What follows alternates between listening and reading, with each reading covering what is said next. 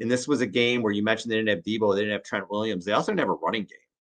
Yeah. Niners running backs had 16 carries for 47 yards. And again, McCaffrey fumbled in the red zone for the second time in 3 games. And the Niners were moving the ball in the first half. You had the fumble, you had the missed field goal, you had a touchdown, and then they ran the clock out with like 4 seconds left or whatever it was. So there were really only 3 offensive plays. But the running game, Brian, has been a problem. McCaffrey in his last 3 games, 45 carries, 139 yards, 3.1 yards per carry in those 2 fumbles. Yeah. This season, Elijah Mitchell, 19 carries for 48 yards, and he has a long of 18.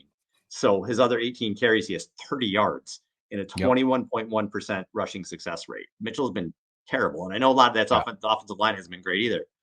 But what I want to know is in a game like this, on a fast track, when you could use somebody physical, where the hell is Jordan Mason for a carry or 2? Yeah. Jordan Mason this season, 21 carries, 117 yards, 2 touchdowns, 61.9% rushing success rate. I was shocked he didn't get a couple touches, especially with McCaffrey hurting. And I know Kyle loves McCaffrey, and McCaffrey's phenomenal, but the running wasn't working with him. He is banged up. I would just like to see Mason get the ball a little bit here and there. I didn't understand why he did it. And honestly, like, why not? Why haven't we seen like Mason in the backfield and McCaffrey in the slot? Like, if something's not working, let's switch it up. Like, again, we talked about missing Debo. Why not put McCaffrey in that Debo role? He could fill that role quite nicely.